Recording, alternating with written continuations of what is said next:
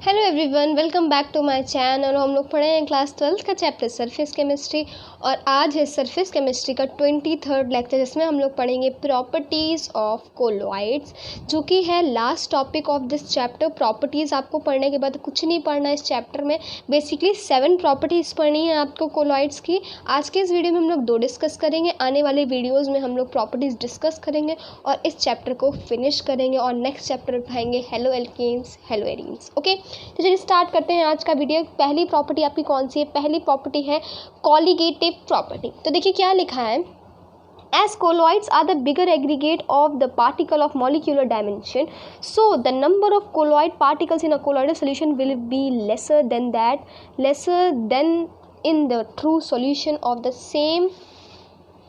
same concentration. So the magnitude of a colligative property which depends upon the number of particle will be lesser for the colloids। देखिए क्या लिखा है, समझने की कोशिश कीजिएगा। आप लोगों ने कॉलीगेटिव प्रॉपर्टी सॉल्यूशन चैप्टर में पढ़ी होंगी। क्या होती है colligative property? A property which depends upon the number of particles, वही होती है ना आपकी कॉलीगेटिव प्रॉपर्टी। तो क्या कह रहा है, देखिए समझिए। आपने सबसे पहले लिया एक ट्रू सॉल्यूशन लिया, जिसका रेंज क्या होता है? जिसकी रेंज होती है below the 10 angstrom in the diameter. सभी को ये बात पता होगी ट्रू सॉल्यूशन की रेंज क्या होती है। ट्रू सॉल्यूशन की रेंज होती है below the 10 angstrom in the diameter. Okay, फिर आपने क्या लिया? फिर आपने लिया कोलॉइडल सॉल्यूशन लिया, जिसकी रेंज क्या होती है? जिसकी रेंज होती है 10 angstrom to 2000 angstrom in the diameter. Right, आपसे ये कह रहा है अगर आप सेम कंसंट्रेशन के कोलॉइडल सॉल्यूशन लोगे और ट्रू सॉल्यूशन लोगे तो इसमें आपको ज़्यादा मॉलिक्यूल्स मिलेंगे। राइट, इसमें आपको ज़्यादा मॉलिक्यूल्स मिलेंगे, नंबर ऑफ पार्टिकल्स इसमें ज़्यादा होंगे और इसमें नंबर ऑफ पार्टिकल्स कम होंगे। फॉर एग्जाम्पल, आपने 1 मोल इसके लिए 1 मोल इसका लिया, तो जब आप नंबर ऑफ पार्टिकल्स देखोगे तो number of particles true solution में ज़्यादा होंगे। क्यों?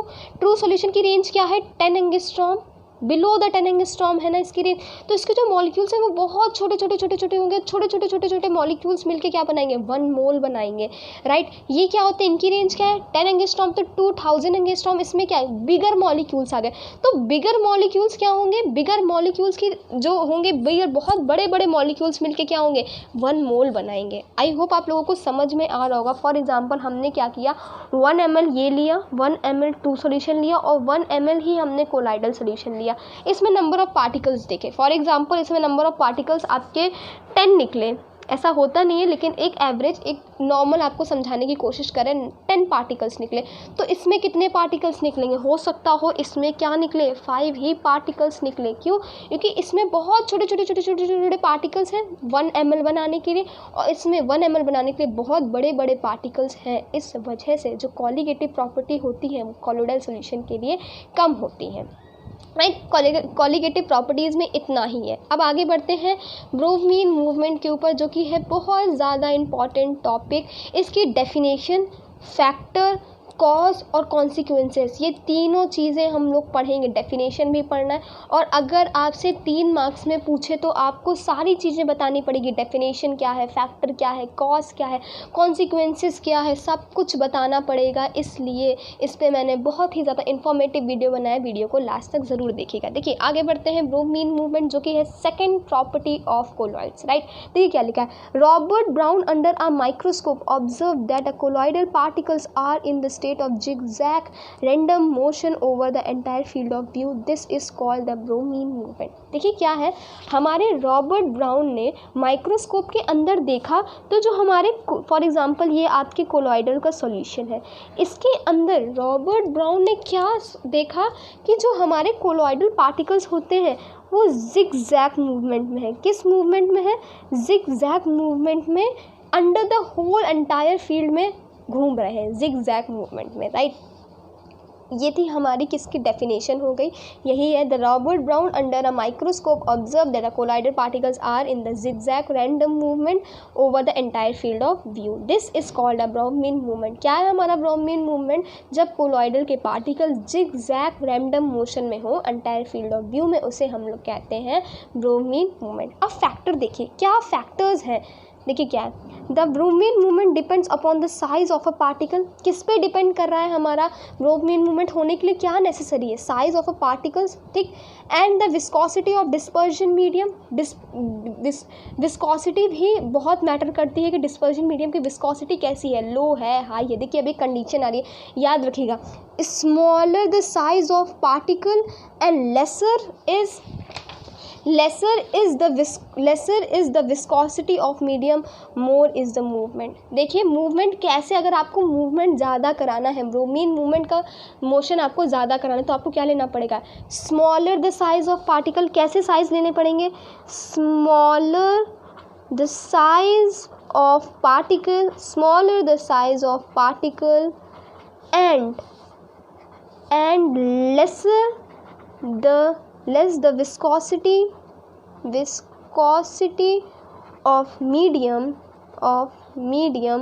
Higher will be the movement. अगर आपको मूवमेंट ज़्यादा कराना है तो आपको क्या लेना पड़ेगा, smaller the size of particle and lesser the viscosity of movement. आपका ब्रोमीन मूवमेंट ज़्यादा होगा, याद रखिएगा। ये आपसे रीजंस असर्शन में पूछ सकता है, इस वजह से इसको नोट्स में स्टार बना के लिख लीजिएगा। अब देखिए कॉजेज़ क्या हैं।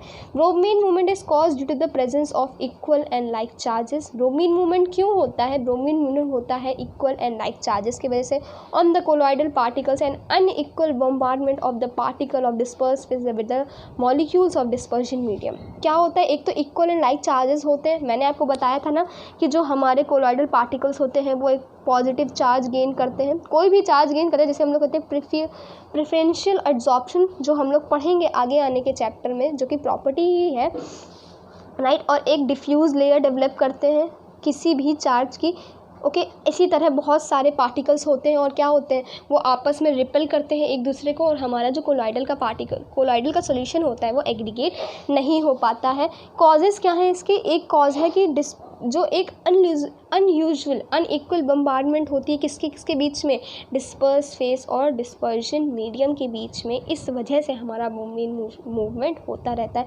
अब देखिए कॉन्सिक्वेंसेस क्या है इससे होता क्या है, the Brownian movement has a stirring effect in a colloidal solution, hence it prevent the settling down of the particles under gravity and impart stability to the colloids. क्या होता है इसमें, जो ब्रोमीन मूवमेंट होते हैं, जो उसके पार्टिकल्स होते हैं वो जिग-जैग मूवमेंट में घूमते रहते हैं, ये सभी आप लोगों को पता है।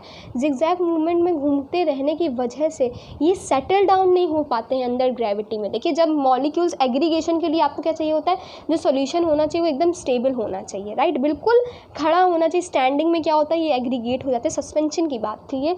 लेकिन कोलॉइडल में क्या होता है, इसके पार्टिकल्स जिग-जैग मूवमेंट करते रहते हैं, जिस वजह से ये सेटल डाउन नहीं हो पाते हैं अंडर द ग्रेविटी, और क्या देते हैं, स्टेबिलिटी देते हैं हमारे कोलॉइडल सॉल्यूशन को। देखिए सब बताया मैंने आपको ब्रोमीन मूवमेंट में, कॉन्सिक्वेंसेस बताए, कॉजेज़ बताए, राइट। और क्या पढ़ा हम लोगों ने, फैक्टर्स भी पढ़े और ब्रोमीन मूवमेंट की डेफिनेशन पढ़ ली, कॉलिगेटिव प्रॉपर्टीज़ भी पढ़ ली। दो प्रॉपर्टीज़ हम लोगों ने पढ़ ली है, यहाँ पढ़ ली कॉलिगेटिव प्रॉपर्टी और ब्रोमीन मूवमेंट। नेक्स्ट में हम लोग पढ़ेंगे इलेक्ट्रोफोरेसिस पढ़ेंगे, जो कि बहुत ही ज़्यादा इंपॉर्टेंट टॉपिक है, राइट। और इलेक्ट्रोफोरेसिस पढ़ेंगे और पढ़ेंगे कलर के बारे में कि हमारे कोलॉइडल सॉल्यूशन का कलर कैसा होता है।